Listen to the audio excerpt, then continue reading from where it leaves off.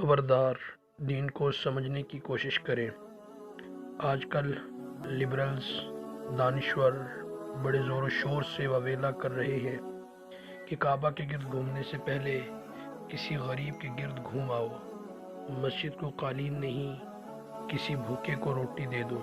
یاد رکھیں، دو نیک اعمال کو اس طرح مقابلہ میں پیش کرنا کوئی دینی خدمت یا انسانی ہمدردی نہیں، بلکہ عین جہالت ہے۔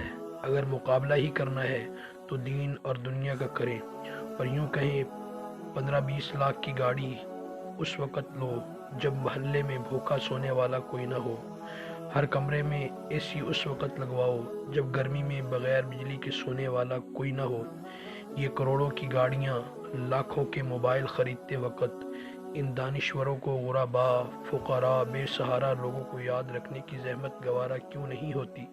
آخر یہ چڑ کعبہ شریف، مسجد، حج و عمرہ اور تبلیغ ہی سے کیوں؟ جب اپنی شادیوں کی فضولیات پر لاکھوں روپے خرچ کرتے ہیں، تب ان کو کیوں یاد نہیں ہوتا کہ وہ اپنے ارد گرد مستحق لوگوں کی مدد کریں؟ کیا انسانیت کی خاطر غیر ضروری امور چھوڑنا بہتر ہے یا اللہ اور رسول کا حکم؟ دین کی صحیح سمجھ کے لیے یہ بات دوسروں تک پہنچانا بھی صدقہ جاریہ ہے۔ اللہ مجھے آپ کو عمل کی توفیق عطا فرمائے۔